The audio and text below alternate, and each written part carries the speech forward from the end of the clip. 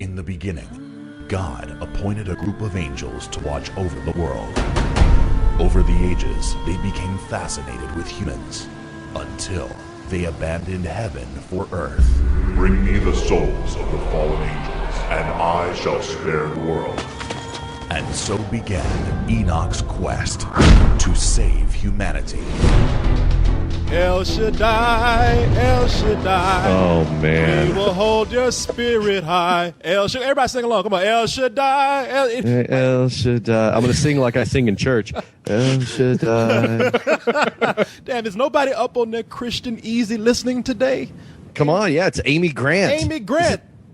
This is an Amy Grant video game, the one I've been waiting for. This is based on a Nelson song.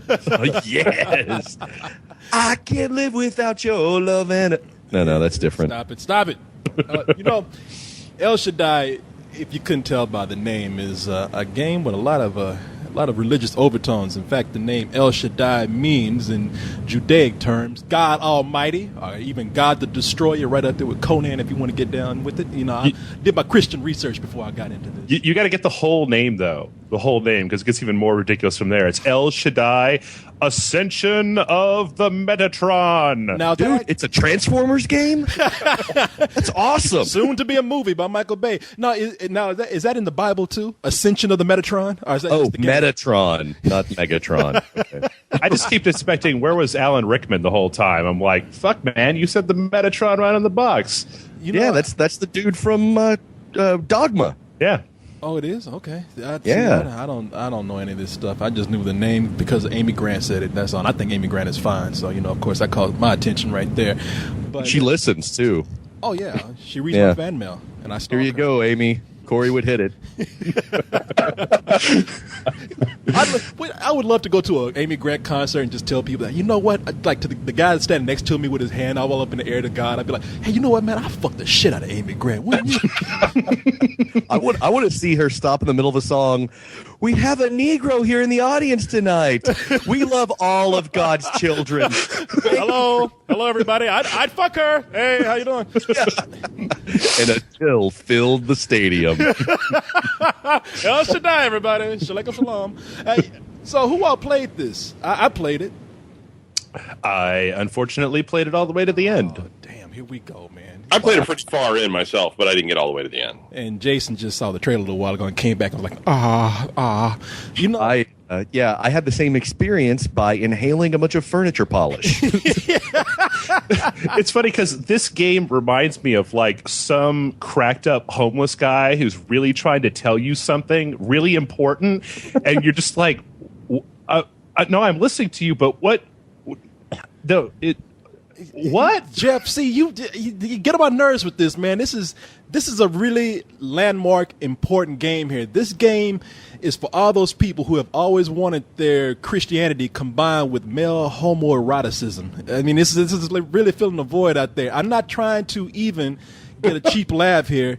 This is the gayest fucking game I have ever played. And that's not even a bad thing, really.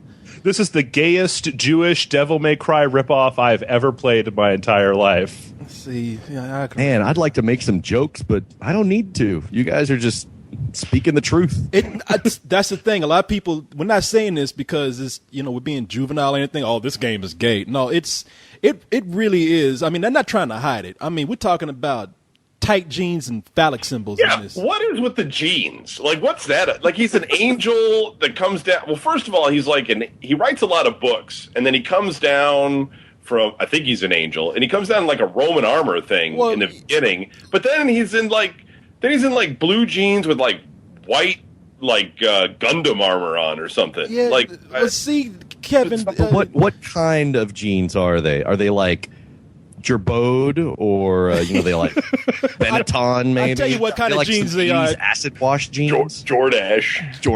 Yeah, Jason, the kind of jeans they have in this game are tight. That's all you need to go. And they got God on the pocket or something. I don't know. Really, if you go by this game, heaven in this game is if you took LSD and passed out in a gay club. And you just sat there and just looked at everything, all the lights and gay ass everywhere. And again, not trying to make a cheap joke here. The game really puts all that out front. Kevin, you were saying the character in this game, is it an angel or whatever? It turns out that the character in this game is a priest named Enoch. And Enoch has been given the task of going and finding 7 renegade fallen angels and bringing them back to their prisons before there's a big flood or something that's going to happen. That sounds cool enough. Yeah, no, it's actually gets a little bit better. He's guided by a guardian angel named Lucifer. Enoch.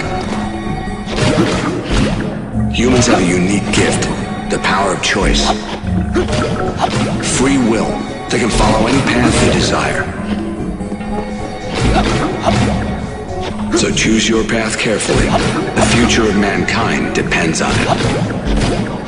And Lucifer, now you got, first of all, Enoch in the game, who not only wears tight jeans, but wears armor with 2 breasts on them. I mean, it looks like one big metal training bra. Meanwhile, armor? It lifts and separates, so which gets kind of broken apart, like in a game, any other game that was less homoerotic than this. A person would be damaged, and you see them kind of getting injured, blood, bruises, and all that kind of stuff. No, when Enoch gets damaged, bits of his armor flies off so that you can see his nice, masculine, well-toned stomach and pecs right all over his body. And it's that's fine, whatever. You're thinking like, wow, how could this game get any more gay? Well, turns out that Lucifer cannot button his shirt all the way down, has jeans tighter than Enoch, and talks to God like a bitch. Is always on the phone, and every other scene is like, hey, oh yeah, God, yeah, oh yeah, he's doing all right. Hey, how you doing? What you gonna do tonight? Girl, I'll see you tonight then. I gotta go get my hair did. He's always talking on the phone, telling God Enoch's progress.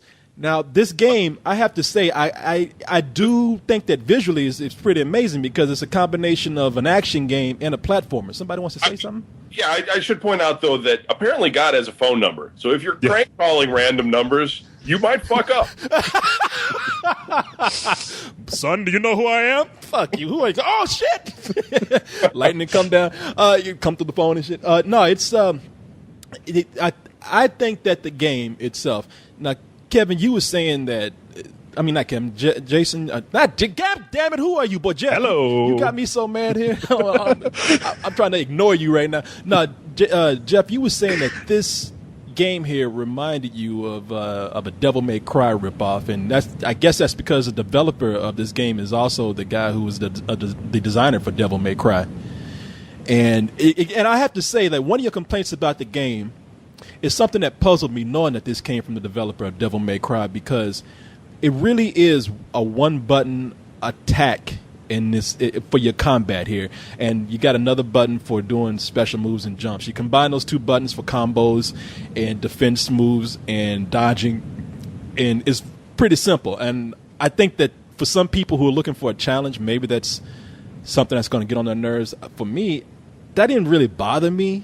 Maybe I could have used more of a challenge, because even on normal mode, the game's kind of easy, but it was just another mode of gameplay for me. It seemed to bother you a lot. Well, I guess it's just the thing that bothered me was that by the time you've played the game for like 2 hours, there's only 3 weapons. If you don't count, when you get everything taken away, you've got to use your fist from time to time. But that lasts virtually no time at all. So there's a ranged weapon, there's a medium weapon, there's this really heavy shield weapon. And you just switch between those 3 weapons. You never upgrade your weapons. You never get anything, you're never able to power them up anymore. There's one attack button. So it's not like you have a, light attack and a heavy attack and you can do a combo. I mean, the whole thing boils down to this one button that you can, not for the entire game, but for a fair amount of the game, just run up to guys and jam on the square button over and over again, and then they die. And I think the real challenge is just figuring out what's going on half the time. I mean, fight a guy that looks like the back of the dollar bill, right, with the eye, and he just hands you your ass. I mean, at least he did for me. Maybe you guys are great. I mean, at one minute I got armor on, the next minute I'm running around basically naked or something, and then he kills me, and then the game rewinds. In slow-mo with, like, Erasure playing or something? Kind of. And then it rewinds or something, and then it starts over again, and then there's this 2D mode that it switches to that I thought was a loading screen. It's like showing these crazy like old paintings, and it's talking and it's doing this stuff, and I'm just sitting there watching. I'm not playing the game, but I noticed literally like after 5 minutes going, this is the longest loading screen ever. I noticed that on the bottom of the screen in like white, like I don't know, white line drawings, there's my guy getting his ass handed to him by a bunch of dudes that I thought was just like an animation that was running, and I was like, oh, am I supposed to be playing this? I don't even know what was going on. And then I was like, oh, I am. I guess I'm supposed to. And then I started running across the screen again. I mean, I don't know how you guys even knew what the hell was going on half the time. It was just... I didn't either. That's the thing about the game. Look, you got to get to a point where you have to make a decision about this game. You either have to say, like, okay, this game is either working or not working on a gameplay level, or is working or not working on an art, visually, narrative level. And that's what the game does. Is either this game is very experimental, or it's just fucking Japanese crazy. I don't get the Japanese sometimes, but the game plays along with this narrative in different ways. I mean, there are points where it wants to tell the story, and it has you do nothing but run your character across the screen and jump while it's telling this narrative. There are other parts of the story where, you know, like I said, it goes between an action mode and it goes between a platforming level, and even in those parts it's fucking crazy. You fight these little, well, you don't even really fight them. In one part of the game they're telling you about these characters called the Nephilim, and the Nephilim are sort of the giants. Well, they start out as these listen, wrong mythology, Jason, wrong mythology. They're these things. Oh, it is. No, they are. He's right. I mean, they do turn the giants in the game, but when you find out about the Nephilim, they tell you what they are. They say, okay, these are sort of the abominations when angels mate with humans, and you look at it like, no, these are dicks with eyes. These are penises, okay? I mean, this is made by somebody who wants to really like show their sexuality in the game, and these are penises. But it's kind of cool because these levels here, visually, again, that's where the most interesting part of the game is for me, because these levels with the side scrolling part is where they play with the visuals the most. The Nephilim themselves look like something out of, you know what they reminded me of? They reminded me of a Hayao Miyazaki movie like Spirited Away. Those kind of designs. Where he had the giant dicks chasing after the kids? Yeah. Yeah, pretty much. Yeah. And you know, these things, the game gets weird because you start out with this biblical tale that seems kind of epic, and then you get these side scrolling levels, and these Nephilim are doing things like twirling around and twisting, riding on balloons and throwing boxes. It looks like a weird ass Mario game. And when they're all standing in the circle and they're like praying to those blue apples that were in the sky, I'm not sure what was going on there. And then my guy had to go up and the other guy's like talking or something, and he's like, you got to do something. And basically what you had to do is just punch the hell out of all of them to get them away from the blue apples. And then they give you a weapon which looks like a bow, an arrow type of thing, except that you use it more like a Klingon weapon, a baffle. I don't know what that thing's called. Well, that's the thing about the game. You get early on. And that's, you know, the combat in this game, my biggest criticism is that it's very simple. Early on in the game, you get 3 weapons. You get an arc, a gale, and a veil. The arc is a weapon that it looks like a bow without arrows, and you just swing it at people and fight them, you know, like a melee weapon. A gale is this weapon it's your projectile weapon. It shoots out these little darts at your enemies. And then your veil are these huge ass shields, which are your strongest weapon, but they're also your slowest weapon. And you have to figure out when is the best time to use these, especially when you're in a boss fight. Some weapons work better than others. Yeah, but that first weapon, the one that looks like a bow or whatever, that one's like, you use it for a while and then it gets corrupted, and then you just press one button on your controller, and then it like goes into this crazy like posing animation routine where the guy just shows off, like he just waves his hand over it and it changes the color back. I'm like, I'm not sure what the point of that was. Oh yeah, what happens? See, that's the other thing that Jeff made a good comment about. There, you get certain things in the game that, okay, they are doing something for you, but you aren't really sure what they're doing. Like you get these little glowing balls, you know that they're giving you some kind and of they tell you, advantage. Just go with it. Just relax. And these orange fiery balls, and when you break something, they flow into you, but what are they for? You're not sure what they're strengthening. The thing that you're talking about, Kevin, is the purification of a weapon. And so when you fight an enemy, your weapon becomes more degenerate or whatever they call it, and you have to purify it to make it strong again. Otherwise, you're going to be fighting your enemy longer and in vain. So I found out what those orange orbs are for, and it's because of what I got to the end of the game and I was kind of like, huh? And then it said a bunch of shit unlocked, and so I started up the game again to take a look at what unlocked. This is the only game I've ever played in my entire life where the game has no HUD whatsoever. No health bar, no points, no what are you doing.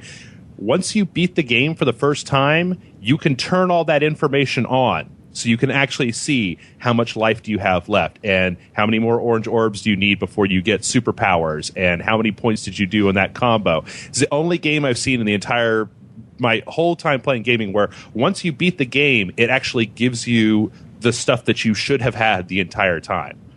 And it was baffling to me that they would wait until then just to give you this stuff. So you spend the entire game going, what the hell is going on here? And then once you beat it, you're like, oh, that's what was going on for the last 8 hours.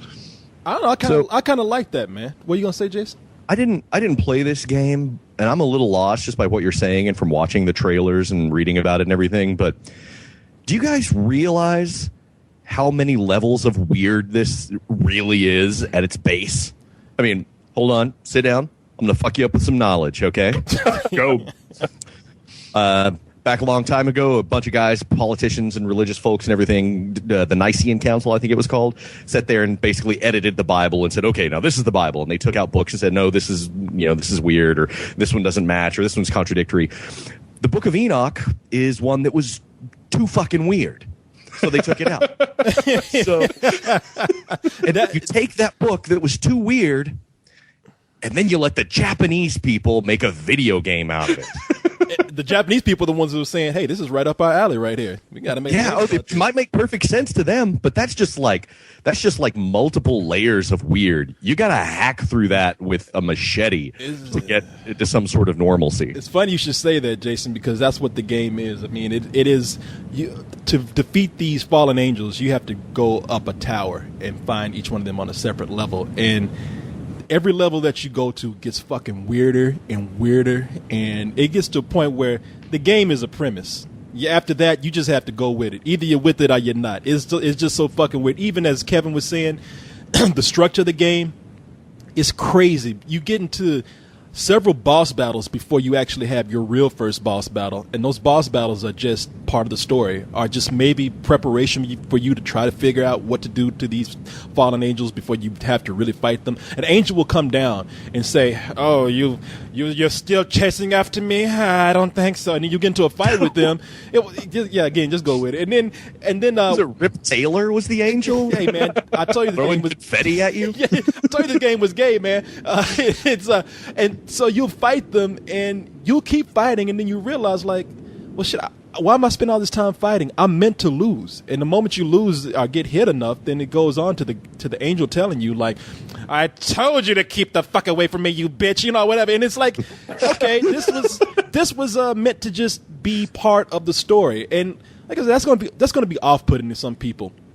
I will say, I mean, I don't think that Korey, I don't know if you guys have seen anything yet, because you start out and you kind of start to get used to a little bit of the weirdness, and then suddenly it's Final Fantasy 13 and you're on a motorcycle. Yeah, I thought of the more, and see, that's the part of the game. Well, I like the game better than you guys, I can tell already.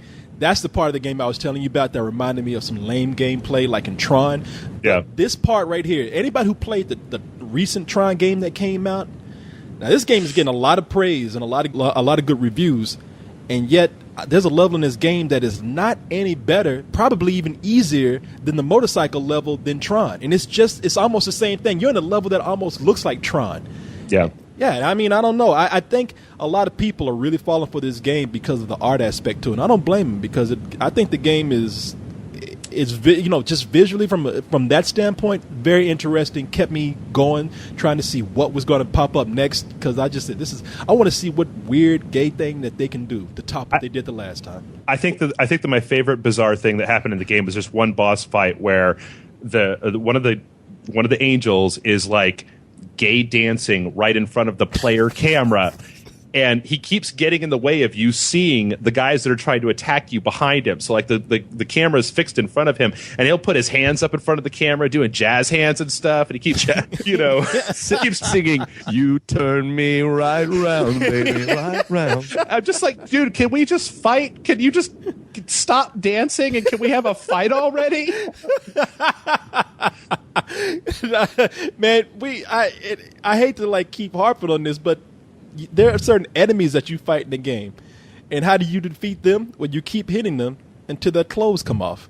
I'm looking at this and I'm like, wow, this is really not trying to hold back on that whole homoerotic thing. But I like the game. I do. I think I like when games play with certain genres this way, play with certain game styles and gameplay like this game did, and I can forgive it for a lot of its drawbacks. I do think that if you're looking for, look, if you consider yourself like a true gamer and I like a real challenge, I don't want to play anything that's too simple and fuck all this art stuff, then this is not the game for you. This is really a game for people who are going to admire the oddness of it.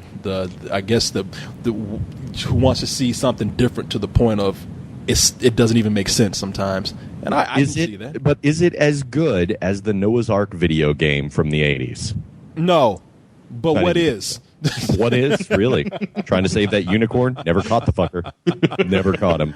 This is a game that, for me, unless you are that person who wants to, like, I hear that there are people like this out there, and I've never met this kind of person. I've heard that there are people who like to collect games just so they can pull them out and show their friends or guests. Hey, look how pretty this game is. Look how artistic it is. I've never met that asshole, but this game here is that kind of game. If you like just to showcase certain games to people or you appreciate the artistry in a game, then by all means, this is a game that you will want to own.